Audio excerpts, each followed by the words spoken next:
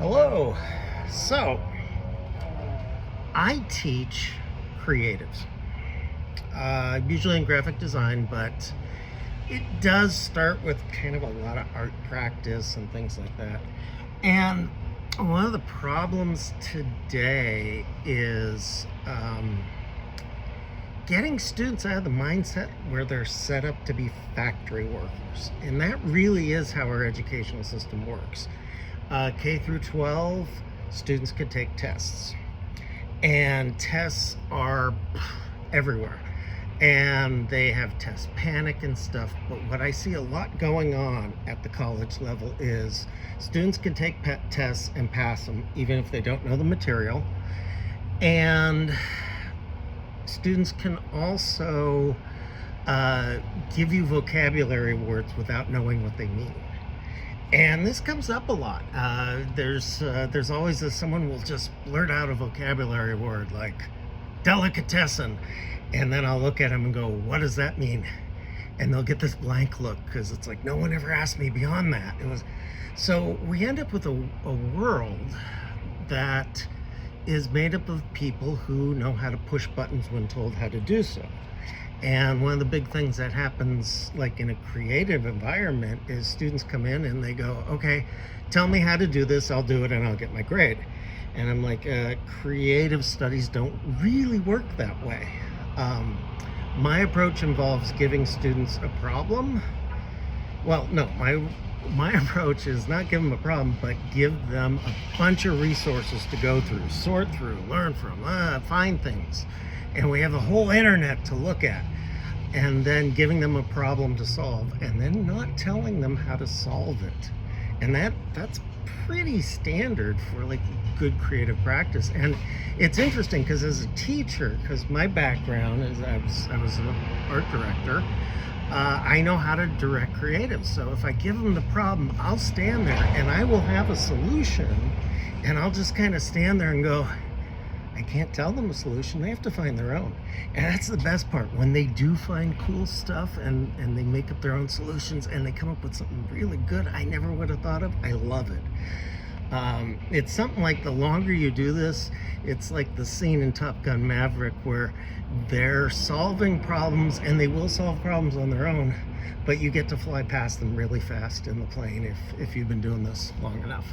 And a lot of them are like, well, tell me how to do this. And I was like, no, because I'm a teacher. I'm not paid enough to art direct you on this project. I mean, if you want to pay me more, but that would kind of be bribery, and I don't do that. But yeah, they have to solve it on their own.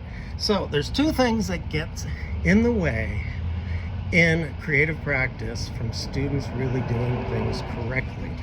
And I drew it one day as a Venn diagram, not quite this one. And the Venn diagram goes like this: fear and ego. Ego will get in your way, so will fear. And you kind of need both of them to survive. But if your ego's saying, I know what I'm doing, or I do things this way, or this is my favorite color, I'm going to use it on everything, it's just going to cause problems. Fear plays off the same thing. These two will keep you alive, but you kind of have to turn them off long enough so you could actually do something new that you never thought you could do before. And everyone is capable of doing things that they've never done before. And through fear and ego, you'll hear, and this is a word you never say in a classroom, excuses. What happens is, if you're a teacher and you look at them and you hear an excuse, and if you hear enough of them, you start to hear enough of them, you'll just respond by saying, that's an excuse, and the student will blow up. So if you want a volatile student situation, don't say that.